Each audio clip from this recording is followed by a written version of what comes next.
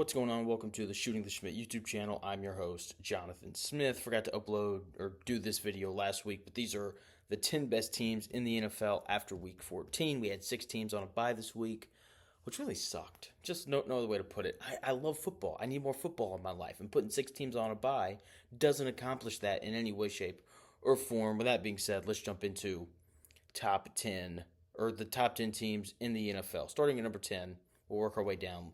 I like the Los Angeles Chargers here.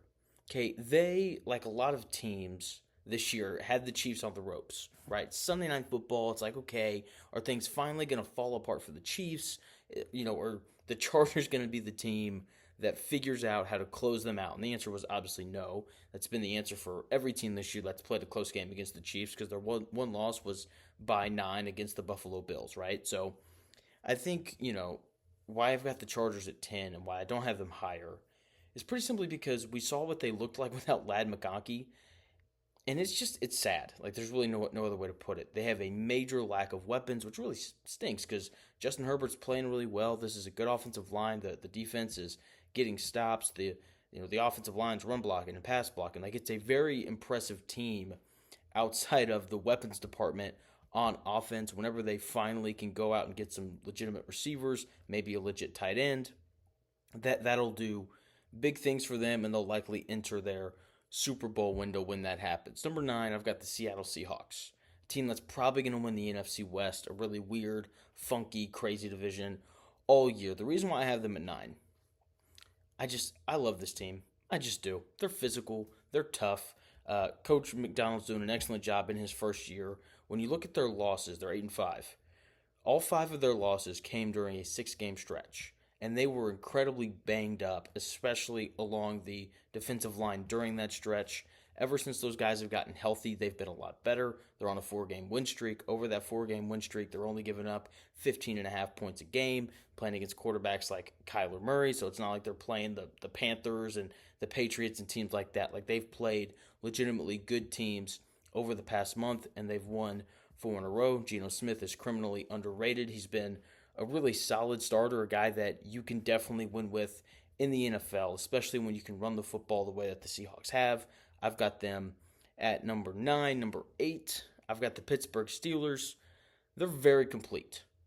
To all the people that got upset with Mike Tomlin after he benched Justin Fields for Russell Wilson, you owe Mike Tomlin an apology. There's no other way to put it, because this offense and this Pittsburgh Steelers team has been so much better since they went to Russell Wilson. They can win shootouts now.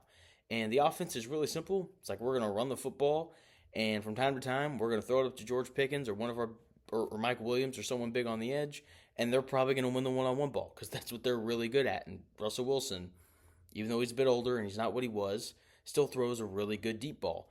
And then you pair that with what's probably the best defensive unit in the NFL, at least from a talent standpoint, and they've been really good this year. I like the Steelers, just not as much as some of the other teams in the AFC, because, like, let's be honest, you want to bet on Russell Wilson, or do you want to bet on Lamar Jackson, Patrick Mahomes, or Josh Allen?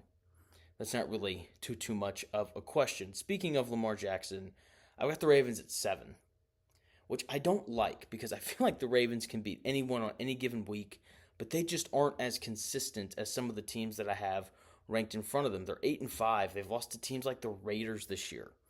Okay, and as dominant as their offense is, like I said, the Ravens can beat anyone on any given week. The issue that I run into with them is this defense just isn't very good. Okay, it's one of the worst pass defenses in the NFL. They're 24th and third down defense. They can't get off the field. And look, you can have the best offense in the world. Doesn't matter if your defense is out there.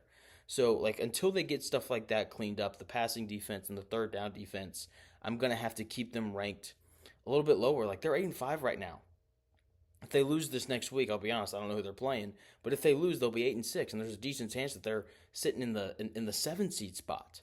Like, that's a legitimate possibility for them, because they, like, as great as the offense is, the defense hasn't been good enough to allow them to consistently win games throughout the season. Number 6, I've got the Vikings. Sam Darnold is officially off pumpkin watch. Like, the dude's just been great for 14 straight weeks. I'm very hesitant to rank them higher because, look, Sam Darnold's been in the league for a while, and he's been a backup. He's bounced around. But at the same time, midnight struck a long time ago, and the dude's still balling. So hard not to like them. Kevin O'Connell, really good coach. The defense is good. Brian Flores has done an excellent job. They just wreak a ton of havoc, and they find ways to win games. That's why they're 11-2. Number 5, I've got the Green Bay Packers, who are 9-4. And you're probably saying, like, Jonathan, like the Packers are 9-4. Why do you have them in front of the Vikings? It's because these are rankings, not standings. This is not the college football playoff. Okay, things outside of record matter, like who you play. Okay, like when you look at the Packers, their opponent's win percentage on the year is 56%. When you look at the Vikings, their opponent's win percentage this year is 44%. So even though the Packers' record isn't as good as the Vikings, they've played a tougher schedule. Also, I think the Packers are better than the Vikings. Like, it's really that simple. The roster's better. I like Jordan Love more than I like Sam Darnold. Matt LaFleur is every bit as good of a head coach as Kevin O'Connell. I like the staff. I think they have more talent on defense. That's really why I like them more than the Vikings, because both teams offensively are absolutely electric. But honestly, if you wanted to flip-flop the two, I wouldn't be upset. Number 4, I've got the Philadelphia Eagles. The Eagles barely beat the Panthers as 13.5-point favorites on Sunday.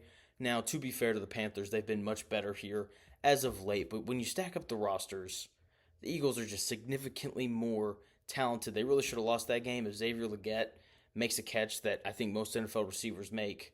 Then the Panthers win, and we're like, oh, look at that. The Eagles lost to the Panthers. That's funny.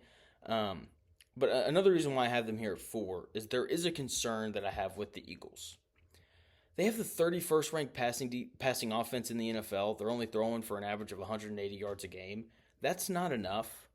And I want to give them a bit of a break because they run the football more than any other team in the NFL. They lead the league in rush attempts per game at like 36. Like, it's a lot of running the football, which makes sense when you have Saquon Barkley and Jalen Hurts in your backfield. There's a part of me that just kind of wants to dismiss this low passing yards number because they have an excellent wide receiver duo in Devontae Smith and A.J. Brown. But, like, you'd think that they'd just be, like, more explosive in the passing game. Like, under 200 yards per game is criminally low. Like, when the Panthers are throwing for more yards than you are on the year, like, that is concerning. So, like, that's my one concern with them. I'd like to see them be a little more explosive, be a little more efficient in the pass game because they just haven't been that throughout the year. Number 3, I've got the Chiefs. They just continue to find a way to win close games, and their luck has to run out at some point. Like, it has to. Okay, like they're gonna commit a dumb penalty at the wrong time. Someone's gonna drop a pass that they shouldn't drop. Patrick Mahomes is gonna make a bad decision. Like, something like that has to happen at some point. You would assume. Like, it's amazing. The Chiefs are like an average football team for the first 50 minutes of every game that they play. And then the last 10 minutes, they get every stop that they need, and they get every score that they need in order to win the game. Like, it is honestly incredible what they are able to do late in games. It's incredibly annoying. Just ask Chargers fans, or really anyone that's a fan of a team that's played the Chiefs this year, except for the Bills, even though the Bills know from playoff experience how tough it is to put those guys down. At this point, like, you kind of have to chalk it up as a skill, but I'm still just kind of waiting on the day where their luck runs out. Number 2, I have the Detroit Lions. They beat the Packers with defensive players they signed off the street 3 days before the game. It's insane. Like, do I need to say anything more? Okay, like, this is the benefit of having the best offense in the NFL. Like, you can give up 31 points and still win because you scored 34. I mean, like, what this Lions team is and how resilient and tough they are. They're the best team in the NFC. I know, like, it's kind of a hot trend to jump on the Eagles bandwagon. I get it. They're good. They're talented. But this Lions team's better. No way around it. Jared Goff is playing at just an incredibly high level. They run the ball incredibly well. They have the best offensive line unit in the NFL. The defense just kind of figures out a way, even with all these injuries. Like, what they have done has been just incredibly impressive over these past couple weeks with all the injuries that have mounted up on defense. And then, of course, number 1, the Bills. I get it. They lost to the Rams.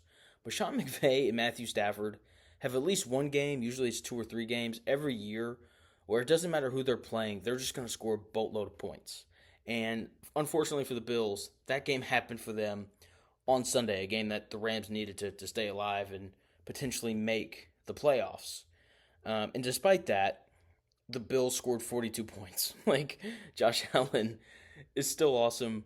He's better than Jared Goff. That's ultimately why I have the Bills number one, because he can be Superman and he can score 6 touchdowns in a game like he did on Sunday. Amari Cooper has made their offense better. Khalil Shakir has gotten better as the year's gone on. When Keon Coleman comes back, that's just going to make the offense even better. James Cook, really good receiver. Hasn't gotten as many carries as of late.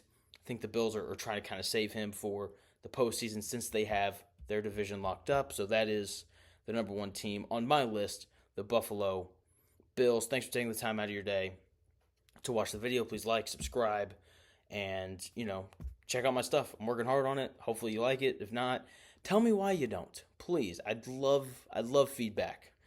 Thanks again for checking out my channel, Shooting the Schmidt. I'll be back again tomorrow with another video for you.